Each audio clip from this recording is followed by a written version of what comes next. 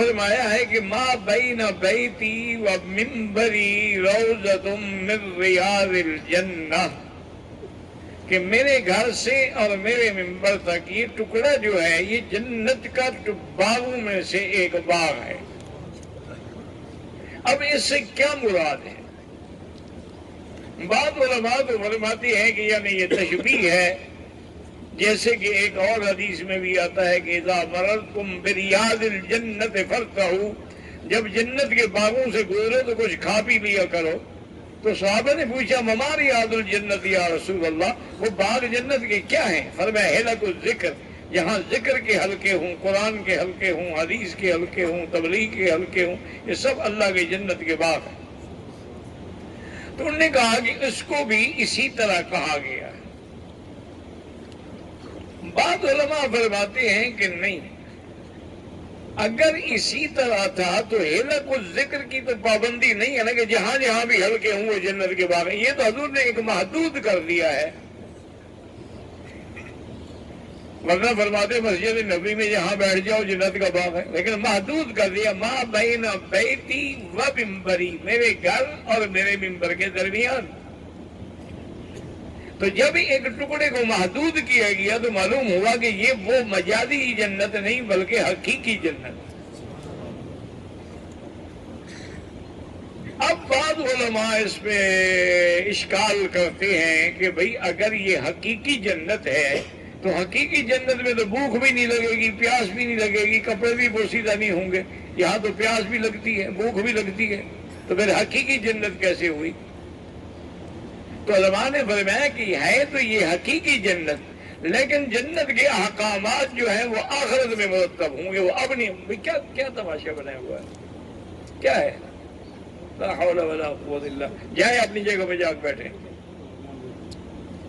انا للہ و انا الیہ۔ ابھی تک یعنی حجاج کرام کو مجلس قرآن میں آنے کا، بیٹھنے کا ادب ہی نہیں ہے، تو باقی کیا سیکھیں گے؟ تو بات سننے میں چھوڑیں جی، وقت ضائع نہ کرنا بلا وجہ۔ انہوں نے کہا کہ نہیں، یہ جنت ہے، حقیقی جنت ہے، اور اسی سے یہ اندازہ بھی کروا لیں، ذرا توجہ کے ساتھ بات سنیں گے تو سمجھ جائے گی، دروشی پڑھو پھر توجہ ہوگی، ایسے نہیں، ایسے مر کے نہ پڑھو، شوق سے۔ آپ حیران نہیں ہوں گے کہ حرم میں درود پڑھو 1 کا لاکھ لکھا جائے اور سرکار کے پیش ہو کہ فلاں امتی نے آپ پہ اتنا درود بھیجے ہیں، تو جب بھی پڑھو شوق سے، اللہم صلی علی سیدنا محمد وعلی آل سیدنا محمد وبارک وسلم۔ یاد رکھیں اللہ نے ہمیں حکم دیا ہے کہ میرے مدنی پہ درود پڑھو۔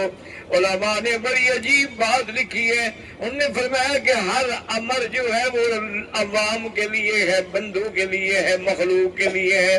نماز تم پڑھو، روزہ تم رکھو، حج تم کرو، عمرہ تم کرو، زکوٰۃ تم دو، صدقات تم دو، قربانی تم کرو، لیکن ایک کام ہے جو اللہ فرماتے ہیں میرے بندے صرف تم نہیں بلکہ میں بھی کرتا ہوں، ان اللہ و ملائکتہ، ان اللہ وملائکتہ یصلون علی النبی۔ اللہ پاک نے فرمایا کہ میں بھی، میرے فرشتے بھی اپنے نبی پہ رحمتیں بھیجتے ہیں۔ میرے طالب العلم بھائی جانتے ہیں یصلون مضارع کا صیغہ ہے جو حال اور استقبال پہ دلالت کرتا ہے، یعنی اب بھی بھیجتے ہیں اور آئندہ بھی بھیجتے۔ اللہ کی طرف سے حضور پہ رحمتیں ہمیشہ۔ اچھا، اللہ کی ذات باقی ہے کہ فانی؟ ہاں جی، اللہ کی ذات پہ کبھی فنا آئے گی؟ نہ خدا پہ فنا آئے گی، نہ مصطفیٰ پر درود کی انتہا ہوگی۔ اللہ باقی، میرے مدنی پر درود و سلام بھی باقی۔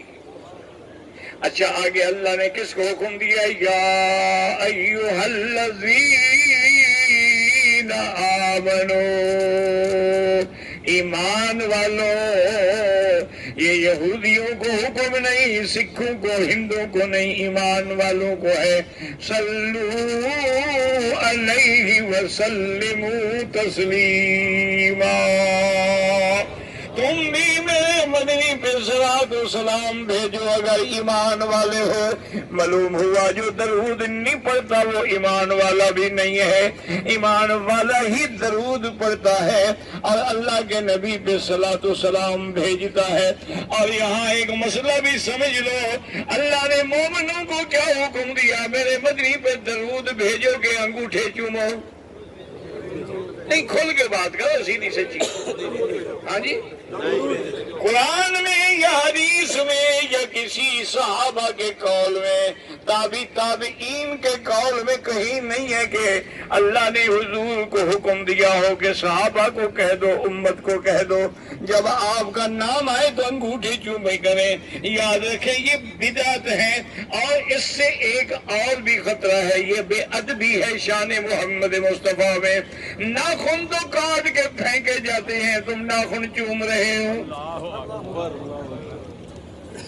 یہ تو ڈر ہے کہ کہیں اس میں پکڑے نہ جائیں۔ یہ ادب نہیں، یہ بے ادبی ہے۔ اللہ نے جو اچھا، اللہ نے کیا حکم دیا؟ کیا کرو بھائی؟ اللہ نے مومنوں کو کیا حکم دیا ہے؟ تو تم بھی ایک دفعہ پڑھ لو نا، کیا ہے؟ اچھا اب بات سمجھو، کان کھول کے، توجہ ہوگی تو سمجھو گے، اگر توجہ ادھر ادھر ہوگی کچھ بھی سمجھ نہیں آئے گا۔ اللہ نے ہمیں حکم دیا درود بھیجو۔